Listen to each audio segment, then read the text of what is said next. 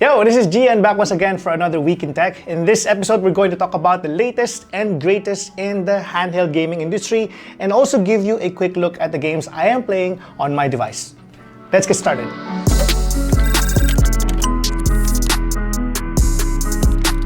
Alright, so mga nagtatanong sa akin, whatever happened to my Steam Deck pre-order?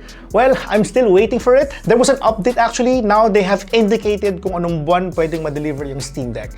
But before this ever happens, they'll send another email to me kapag pwede na i-full pay so they can proceed in delivering the unit. Now, if ever you're wondering how I actually ordered, I asked my sister who lives in the US to pre-order for me. Siyempre, gusto ko ng SRP and I'm not actually in a hurry because I am still using and enjoying my GPD Win 3. Ayun lang, feeling ko medyo outdated na yung Steam Deck by the time I actually receive it. Now, if ever you're planning to buy a handheld device, DataBlitz and Rotobox Philippines are two of the official stores in the Philippines that are actually selling or pre-selling gaming handhelds like Aya Neo and GPD. Steam Deck, however, is not among the products they are selling. Now, before I tell you the games that I play on my GPD Win 3, here are the latest updates in the industry. First, let's talk about Aya Neo. Aya Neo has just released the Aya Neo Air handheld gaming device in China. This device is said to look very close to Nintendo Switch handheld device in terms of its size and maybe even lighter. This Aya Neo system features a 6-inch FHD OLED display that covers 109% of the NTSC color space, and it is also equipped with input devices you would see on almost all gaming devices such as joysticks and shoulder buttons, alongside action buttons and a directional pad.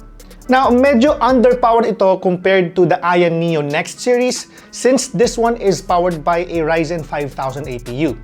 This offers reasonable performance that is capable of playing older AAA titles.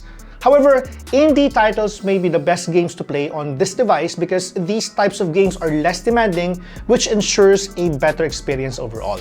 Siyempre, isama na natin dyan ang emulation. The Aya Neo Air is currently priced starting at 622 euros in China, which is higher than Steam Deck's starting SRP. Available din yan for pre-order dito sa Pilipinas via DataBlitz. May deposit yan na 6,000 to 7,000 pesos pero expect the price to be higher than usual SRP. Remember, habang hindi pa available si Steam Deck sa maraming lugar, expect prices of handheld devices to be very high. Siyempre, isama mo na rin dito yung chip shortage and stock management. Now, still in the subject of Aya Neo, the Aya Neo Next series was also announced a few months ago and DataBlitz is now starting to sell the unit here in the country. There are two available models, the Aya Neo Next. It is equipped with a 16 gig of LPDDR4X RAM, while the Pro model comes with 32 gig LPDDR4X RAM. The former comes with a 1TB and 2TB M.2 SSD storage options, while the latter has only a 2TB configuration for storage. DataBlitz is only selling 1TB variants, which cost around 66,000 pesos. Additionally, the handheld console has a 7-inch IPS touchscreen display with 1280 by 800 resolution. This is powered by a 47 watt-hour battery that has support for up to 65 watts charging. Marami pang parating na handhelds, may Aya Neo 2 and Aya Neo 2 Slide pa. Siyempre, hindi pa rin papatalo si GPD with the GPD Win Max 2. Pero kung gusto nyo ng mura, ito, Ain Loki Zero. $199 ang pre-order price ito at may AMD Athlon Silver 3050E processor and a built-in AMD Radeon RX Vega 3 graphics. It's a budget handheld and it can basically run Windows, Linux, or a forked version of SteamOS.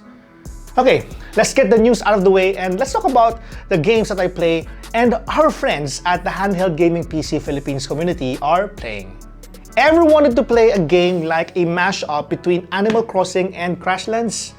Ito na yun, Cozy Grove. The goal of the game is simple: fulfill quests, discover new things, improve the island, and meet new NPCs. Cozy Grove is synced to real-world time and provides 30 to 60 minutes of new quest content each day. After that, you can fish, craft, and decorate to your heart's content. Around 600 pesos lang to, including the DLC, pero nag-sale ito recently and the game, the base game rather, was just about 200 pesos. Sobrang sulit. Next is Tales of Arise. Who would not want a Tales game that you can take anywhere with you? Tales of Arise takes you to the story of the convoluted relationship between the Renan and Danan people. Explore the world in atmospheric shader graphics na surprisingly can be handled by my handheld with Intel 11th Gen processor. GPD Win 3 pa lang to, and how much more if I play this on Ion Neo 2 Slide, di ba? The game plays very well on my device, plus its full control support is super excellent. Special thanks to Emmanuel Botor for suggesting this.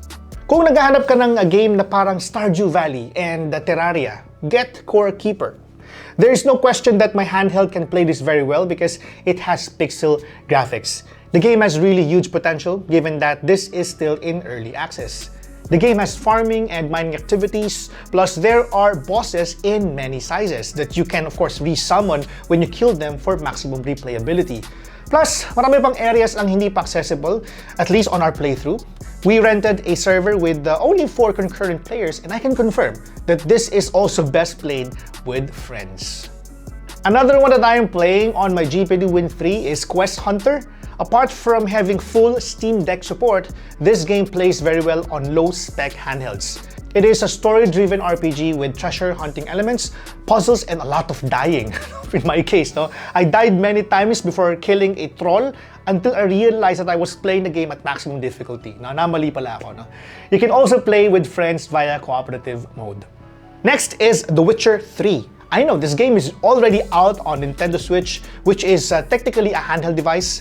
But if you want to take this timeless masterpiece on a Windows or Steam platform with better frame rate, then you better get this one on Steam as well. I showed this in my previous video and I realized that this is still very relevant even today.